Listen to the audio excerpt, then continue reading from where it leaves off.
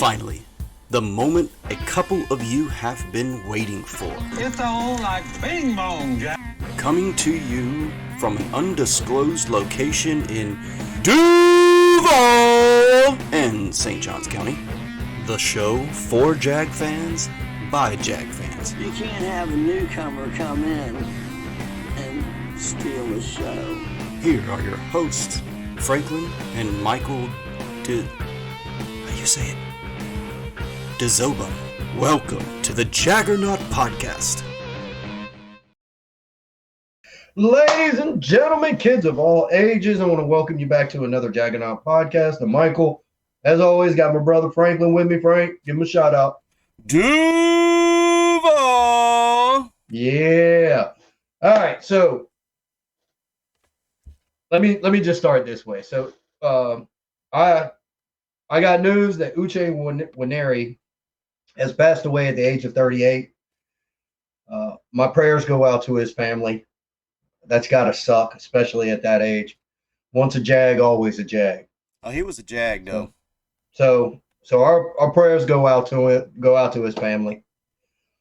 With that said, without further ado, let's get on to the Texans, getting that monkey off our back. We haven't won in Texas. We haven't beat the Texans since 2017. It was the game, in case you don't know, and you're new to the Jacksonville Jaguars, that gave rise to the moniker Saxonville. Woo! I think we had 9 sacks in that game, all on Deshaun Watson. So it wasn't just some cupcake. It was Deshaun Watson, and we tore him up, made him just look like a joke. And that gave rise to the moniker Saxonville. And guess what, Frank? We haven't won since. Yeah, we haven't won since, but we whooped that tail.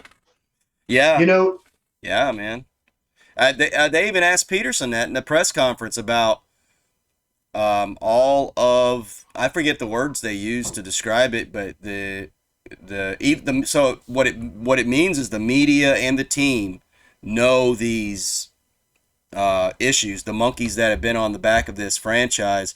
I'll tell you, the thing that I am really ecstatic about in regards to the fan base and the players.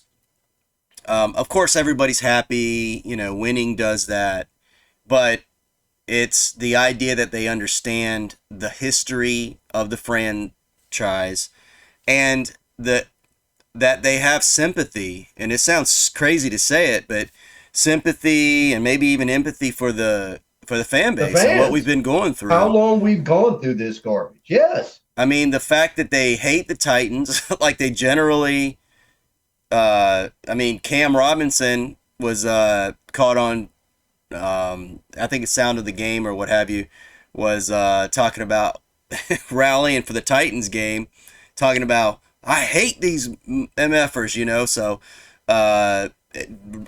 Trevor's coming up to the podium. I don't know if you noticed this. He's always got something retro, old Jaguar logo stuff. So going back to the history and of I like stuff, it. It's pretty cool. If that's a PR push, congratulations. Promote whoever that PR guy is.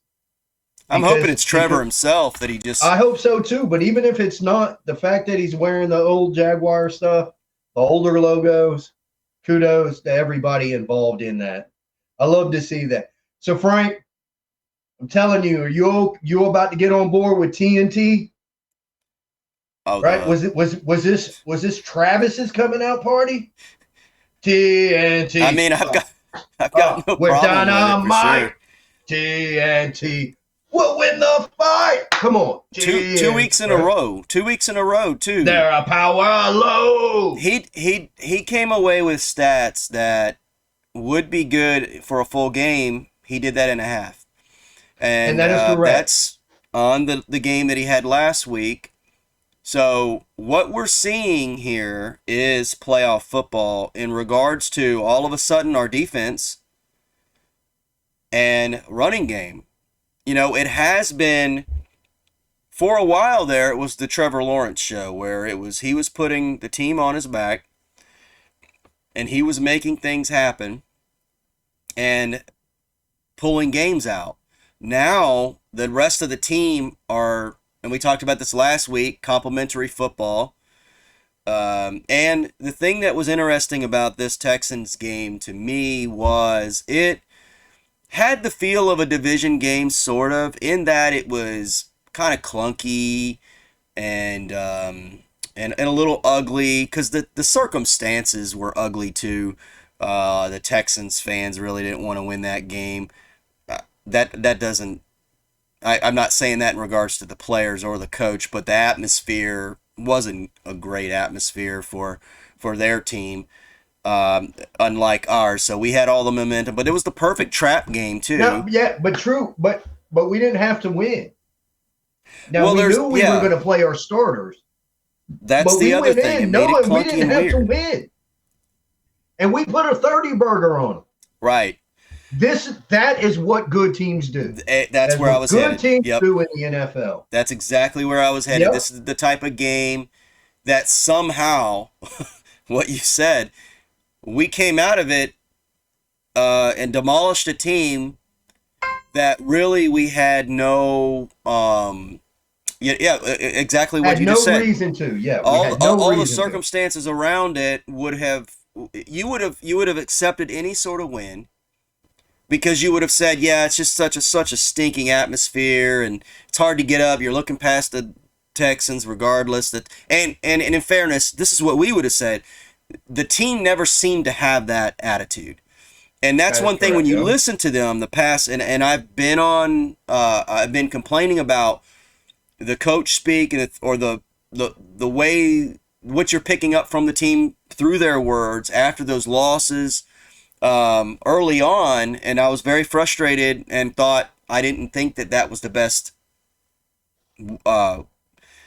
character build or way to carry yourself. And now I'm completely opposite of that. And I don't think it's just the winning, okay? It's just that when and maybe I was wrong before, maybe that is the best way. You just continue to think positive and do what you know you're good at doing, even though it hasn't quite worked out. And I guess it's working out now. I don't know. But the fact that they do seem to be saying the right things, and I think I mentioned this before, but it bears repeating that when Rayshon Jenkins took that overtime interception to the house, the very first thing he was saying, he goes, yeah, but we got a game next week. So I'm like, yep. And everybody's sort of like that right now. They're like, yep, this was great. Got a game next week. Got a game next week. So Frank, also with this puts us at 500. I understand there are some fans from other teams who are like, so, but to us, that's monumental. Yep. I mean, all we wanted were 6 wins and to show up and look like a football team. Here we are going in to one of the biggest game this season, for the season, not count playoffs if we get there, but this season, and it matters. It is January and we're still in the conversation. Big time. Hats off to Doug Peterson and his entire coaching staff. I know I was on Caldwell early, and I'm still skeptical about Caldwell, but hats off to you guys. Hell yeah, to the entire defense. Caleb on Chase on. All of you. Dewey on special teams. Yeah. I don't know if you saw it, but I saw it. Yeah. Campbell got on his horse. He was riding him out of Texas. Like, how are you going to ride them out of special Texas celebration, I think. Yeah. How are you going to ride them out of their own state? We did. And I don't know. I was going back and I was looking at the footage, and it could be just the angle.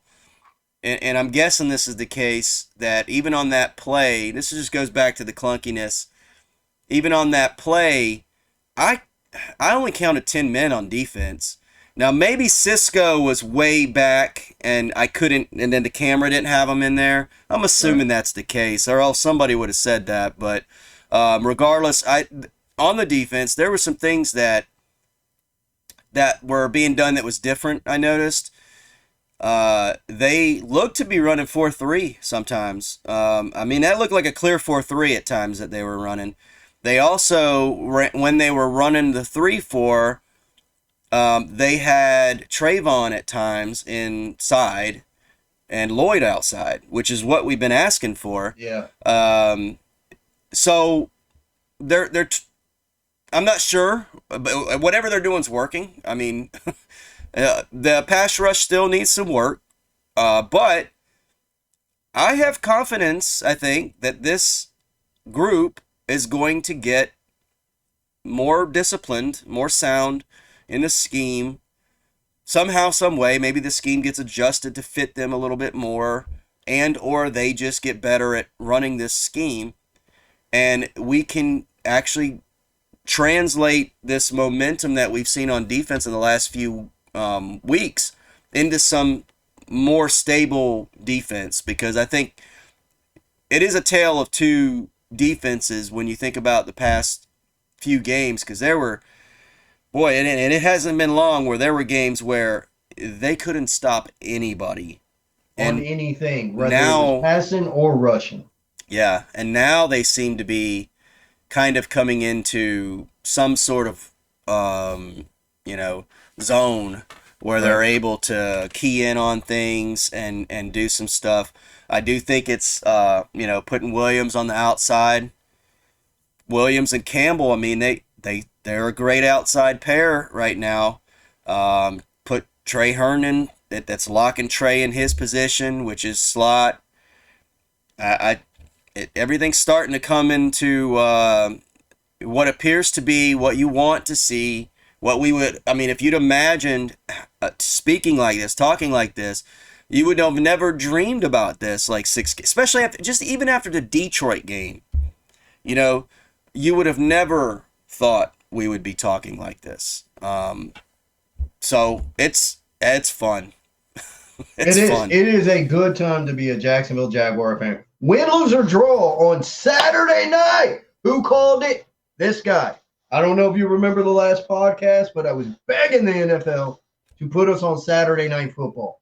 Why? Because we don't have to work the next day, so we can actually stay up and it can be a damn party. If we win, TIAA Bank is going to be a huge party.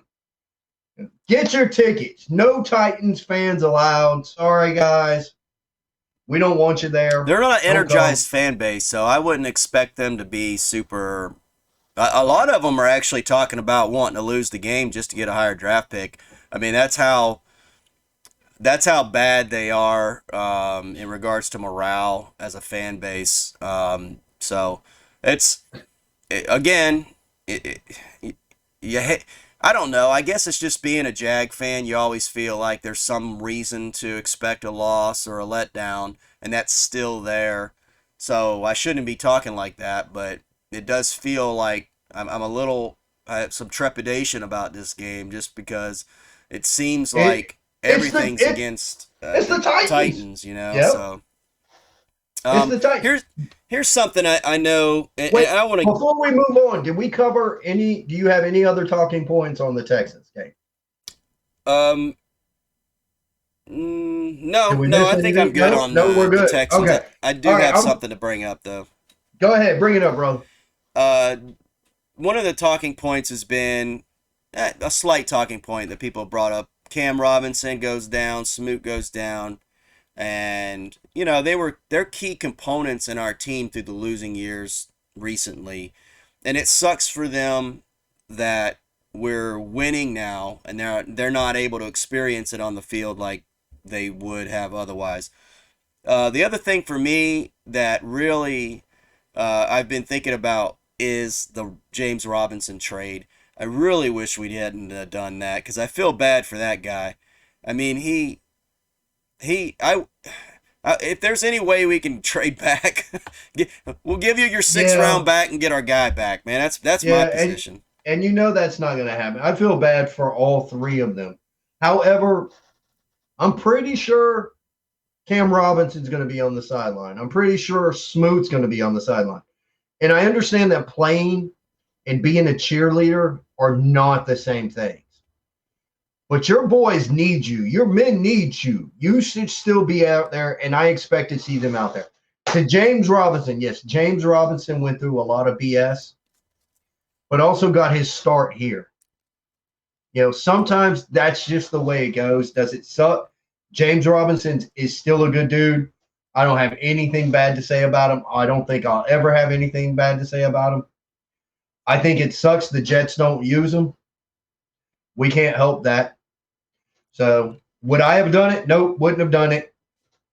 I've already, several podcasts ago when the deal came down, I already said my piece. I was dragging bulky. I'm still not big on bulky.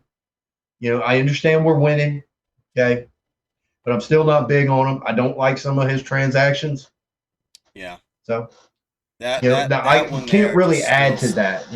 that one Yeah, it there still still stinks. eats at me. It's like, man, because and it helps that ETN is, he's eating right now, but I would really like, and Hasty did well too last, against the Texans. He's done well. It's just, man, playoff football. James Robinson's the type of guy that he looks like a playoff guy to me. I mean, it's just like, anyway, but it's just something that I've thought about recently. I like to keep our guys, man. That's it. And this is a I guy agree. I we sort agree. of Yep. discovered as a team. I just don't like that. 6th-round pick is not worth it. And I concur. And I'll still drag bulky to this day because of it. Yeah. All right. Titans, Jags, Saturday night. Woo! Frank, you got some statistics? What do you got over there lurking? I don't have statistics. I didn't go that deep, but I just was going through the teams and how they performed this year, and I sort of figured, if you took just to sort of step away, kind of look at the team matchup wise, and say how do they compare per position group, and just go down the list and kind of see where we are.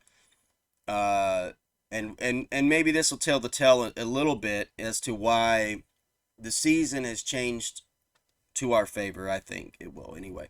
But you figure Get us started. Woo! Where are we going first? the groups. If you go from like put 1 through 10, 10 being the best. I would say that in regards to quarterback, which is the most important position, I mean, I give us an advantage of 8. I mean, that's pretty. Now, word came out earlier, in which I always thought, since I saw the Thursday night game, that Josh Dobbs is starting. Yeah. So if you don't know, Josh Dobbs is a bit of a backup journeyman.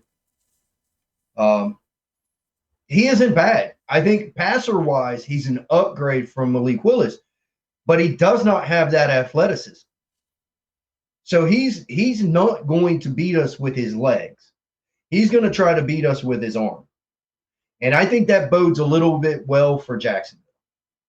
Well, yeah, of course it does. Now, I would make that decision too. It'd be better for us if they had Willis. So Dobbs is slightly better. But even still, with that, the difference is I can see plus night 8. and day. Yeah, I can see plus 8 on that. Yeah. All right, next one up. What you got? Okay, so the O-line, I'm giving us the slight advantage. Well, a little bit, a +3 with the way our O-line is playing. We're that much. Our grade's that much more than their grade. Their O-line's struggling right now, and as bad as our O-line has been at times, our O-line is playing above average, and theirs is below average. I don't know that I can agree with that. I would say maybe a +1, but I don't know that I would go that high. I don't think even. I think we're slightly above them, but that's what I think. A +1. Go on. Next up. Wide receivers +4. I just don't. This one. Who do they got? Woods. He's washed up. And man, I don't know why I can't lock this guy. Traylon Burks. Yes. They've got other guys there too that sometimes can catch, sometimes he can't. He's struggling. They've got average receivers, just completely average receivers, and maybe they've got good receivers, and then their quarterback situation's so bad you can't tell. Traylon Burks looks like he could round into something good maybe next year. All right. But he is a rookie. Robert Would you Woods say seems to plus be on the 4? down. Like, he does not look like the same Robert Woods from the Rams. I mean, Yeah, I agree. He does not. Now it could be scheme or it could be old age. I'm not sure, yeah, but he does. You're right. He looks a step slower. He just does not look right. right. So we got the clear advantage there. I also think this is an interesting one too. Tight end. I gave us a +3 on tight end as well. Um, Evan Ingram is playing out of his mind right now, and even the backups behind him. When Dan Arnold comes in, he's good. Man hurts. I mean, he's a different tight end. But that's what you need, and it bears repeating. Now, when I say that, I think most people would think, okay, uh, Evan Ingram fine because he's playing so well now, but when you drop down to Dan Arnold and Manhurts, you're going, that's not a great backup tight end. Here's the thing. Tight ends in the NFL, there aren't a lot of them. And that's the way you have to consider this. If you go around the league and really look, there are not a lot of good tight ends in the NFL. There's a Right. few teams that have tight ends, and we happen to be one of them, and the Titans are not. And so that's basically the way it goes for me. Is you got an issue with that? +3 for tight ends. No, I'm okay with that. Running backs, I gave them +3. I mean, Okay. you can't. No, I think Derrick that's Henry fair. is. I think It'd be Derrick even higher Henry. if he was like fully healthy in my mind. Maybe I a think little Derrick higher. Henry is a top 5 back in the league. I think ETN at best is in the top 15. Yeah. And then yeah, the gap between them. Now the backups are the backups. I don't think their backups are great. I think ours are okay. But that's what I think. And Derrick Henry, he's still a home run threat. Right. And So so you yeah, I'm okay with giving them +3 on that. That sounds about right. so I think clearly the Jags offense is heads and tails better uh, on paper than the Titans. And they're playing that way. So um, probably gives you an idea why we're 6.5 point favorites at home. Mm-hmm. Defense, it's closer on defense, and I think they may even have. I think I gave them the edge on defense. Defensive line, I gave them a +1. Okay. Probably should be more, but I'm We I'm don't have not. pass rush. We don't get to the QB. Yeah, I get and it. I get it. they've got a pretty decent defensive line. The thing about them is that uh, I don't mark them at all on defensive line, but I am sort of bringing our defensive line up a little bit in the sense that I'm sort of grading them a little bit higher, more so in regards to how they're playing now as opposed to what I've seen from them in the past. So Right. that could be me being a little biased, recency bias, I suppose. But this is playoff football, and this is how this works a lot of times. Teams continue to trend, um, and there's definitely trends, and these two teams have, and they are in opposite directions. So it's hard not to take that into consideration. All right. Yeah, I'm cool with that. Linebackers, I gave them a +2. They just have solid guys. They Lloyd is so spotty. Muma, we got two rookies coming out there. Aluakun is great, but he's one of 3 or 4, depending upon how you look at the alignment. So, Josh Allen in coverage, I don't want that. I mean, I know he had that pass breakup this week, but not a fan of that. So that sort of stuff there, it tells me, leads me to a +2 in regards to linebackers. And All I right. think that in regards to looking in the future for our defense, I anticipate the linebackers getting a lot better. Right. Once everything gels, we were relying on rookies. Next year I really think we're going to take a step forward with those guys, be more consistent. But All right right. What now, else you got? What else you got? Boom, boom, Corners boom. +1 on That's us. Jags. That's They're us. pretty close on corners. You might even say it's a draw, but I think the way Williams and Campbell And are Campbell. playing, I'm giving them +1. And then safeties, I gave them a split. As good as our safeties are, they've got real good safeties too. So I think that kind of just is a push. So overall, the Jags have by far the best advantage and the best advantage at the best position too, which is Lawrence. So if he has a good game, we should win handily. That's the way it Yeah, should that be. sounds good to me. Now, what do you think about 6.5? That sounds about right to me. I mean, See, that's a little scary to me. A I little know it scary, is. man. I know it is, but it's just because it's Jags Titans, and at a certain point, we have to put the past behind us and understand this is not the same The Jags. I mean, it really same old isn't. Jags. I It's think we have to it's be able to say that hard. now. It is hard to do that. It's hard to do that, you know? We're creatures of habit. Yeah, Yeah, I jaded guess. for a And long man, it's time. just hard. And I know Derrick Henry, I know everything's gonna be like tackle him, just get Derrick Henry.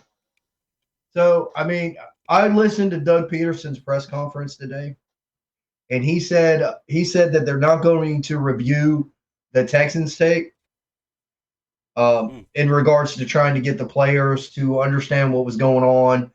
He said, but we know Tennessee. We remember what they did to us in the first half. What Derrick Henry did to us in the first half of that game. Yeah. So I'm pretty sure that they're going to be focused.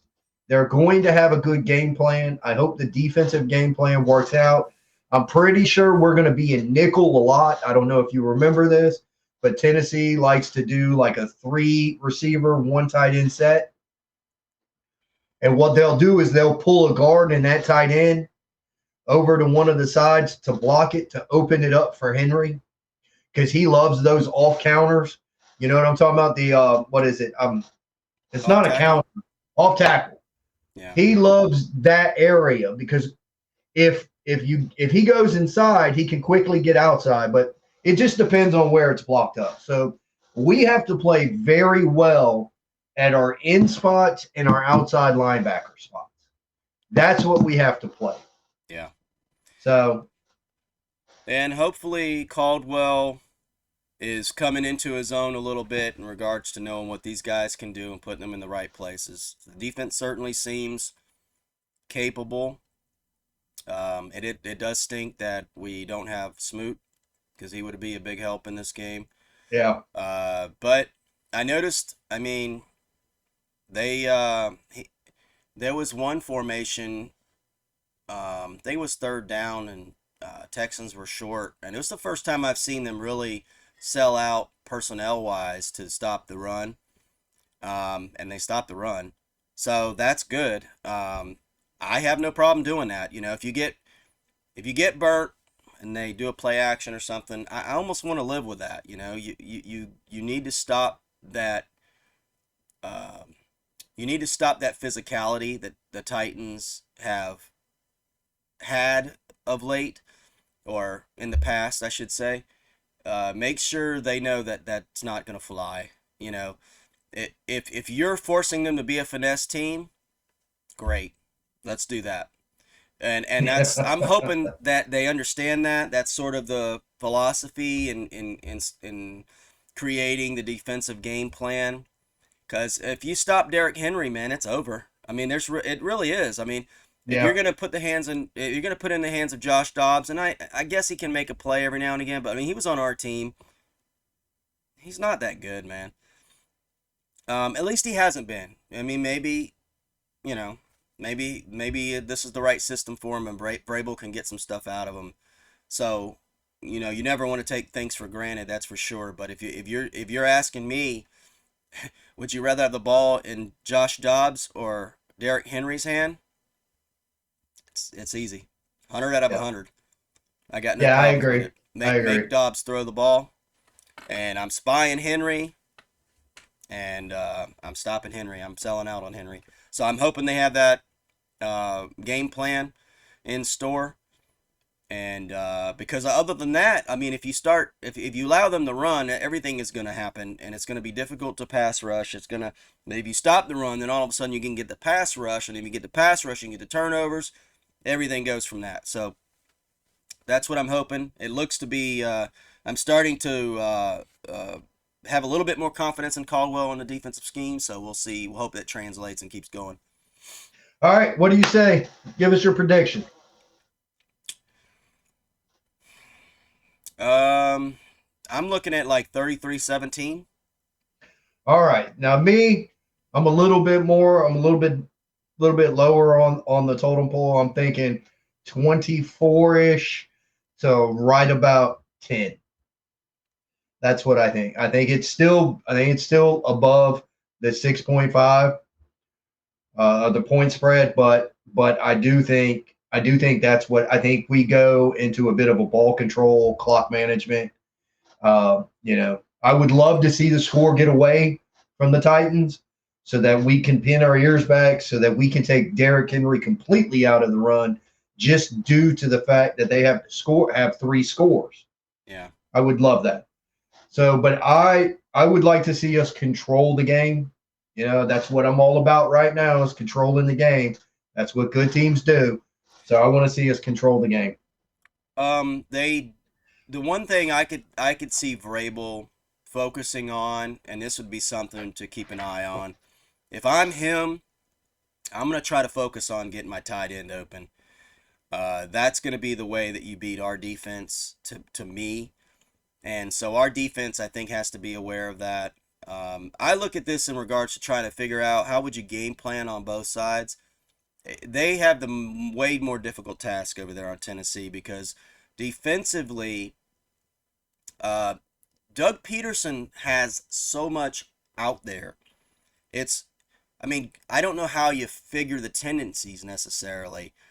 We know he likes to go for it at times, which does, in my opinion, help on other downs previous to that, because then you can't quite lock in that, he won't run it because he may, feel like it doesn't matter. I'm going to go for it on fourth. So tendencies like that. The stuff that he does, sometimes it frustrates me. I'm like, oh, why are you doing that? But, overall, when you get into trying to game plan against the Doug Peterson offense, I don't know how you do it. I don't know what you anticipate. I don't know what you tell your defensive coordinators scheme up against. Do you scheme Zay? Evan Ingram is probably the one I would want to make sure that. So in a way, it's both defenses need to worry about the tight ends. But even if they take Ingram out of the game, you got Kirk, you got Zay. Yeah, Marvin Jones. Marvin Jones. I mean, he was the #1 receiver last week, so he'll pop up on you too if you're not careful. So, yeah, I just think it's the coaching job that the Titans have to do is a mountainous one, in my opinion. Also, what they put on tape against the Texans, because of what I was saying, man, they went 3-4, they went 4-3, they had Trayvon inside, they had Trayvon outside, I mean, what's the offense? Your offensive line isn't great to begin with. I could see some communication issues, some pass block problems, just because they isolate. Oh, you had that guy. I can see that becoming an issue as well. So a lot of things favor us in this, and I even when I say that, I want to pull that back because it's that. But this is a different Jags team. I mean, I think it's time we accept it.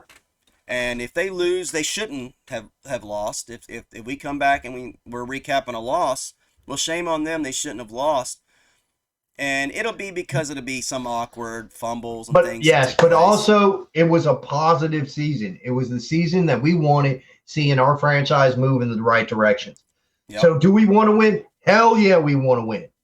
But remember, even if we don't, it is still a positive, good season for us. So yeah. Well, and maybe we can talk about next week. I don't know. We'll talk about at some point what changes we would make, philosophically, who we might keep. or be okay to lose in the off season because we are going to be up against the cap.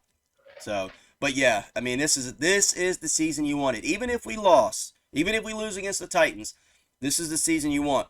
But we're not going to lose against the Titans. We're going to win, and then we'll host a playoff game. And I'm not going to make any predictions about that. That's a different animal altogether, I think. And of course, the good thing is in a way, and Trevor said this.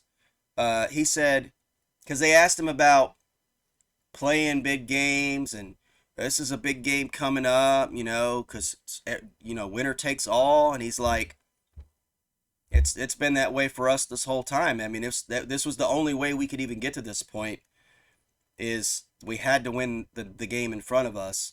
So I love that answer, because for us, we've been in playoff mode for weeks now. Teams like the Bills and the Chiefs, the teams that kind of can coast a little, and they tend to turn it on when the time is right, typically. But Yeah, but sometimes that power don't come from that switch. that's right, and it I've takes a seen little it, rust. There's a little rust trying to get it to before you flip the switch fully, and then you let a team like a spunky Jacksonville team get 14 points up on you or something. You never know. You take a playoff game, you never know what can happen. You get into the yeah. playoffs, you just never know. So that's what's going to make this fun. But we got to But beat the first, Titans. ladies and gentlemen, we got to get in the playoffs. That's happening this Saturday, 8:15, TIAA Bank, Jacksonville, Florida. The Jacksonville Jaguars are going up against the Tennessee Titans for the AFC South crown, the championship belt. Who'd have thunk it? Woo, who would have thought? All right. Tighten down. Yep. On that note, I'm going to leave you guys with a Duval. All right, guys. See you later.